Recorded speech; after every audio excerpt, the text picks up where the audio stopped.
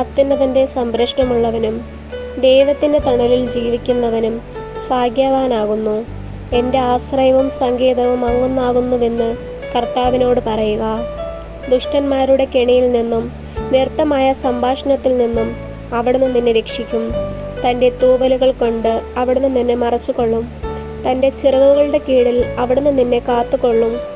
രാത്രിയുടെ ഭീകരതയും പകൽ പറക്കുന്ന അസ്ത്രവും നീ ഭയപ്പെടേണ്ട. ഇരുട്ടിൽ മുഴങ്ങുന്ന വചനവും മധ്യാഹ്നത്തിലടിക്കുന്ന കൊടുങ്കാറ്റും നീ ഒട്ടും പേടിക്കേണ്ട. 1000 നിന്റെ പാർശ്വഭാഗത്ത് വീഴും, 10,000 നിന്റെ വലതുഭാഗത്തും, എങ്കിലും അവരാരും നിന്നെ സ്പർശിക്കുകയില്ല. നീ അവരെയെല്ലാം കാണും. ദുഷ്ടന് കിട്ടുന്ന പ്രതിഫലം നീ ദർശിക്കും. നിന്റെ സങ്കേതം കർത്താവാകുന്നു, അത്യുന്നതൻ നിന്റെ കോട്ടയാകുന്നു.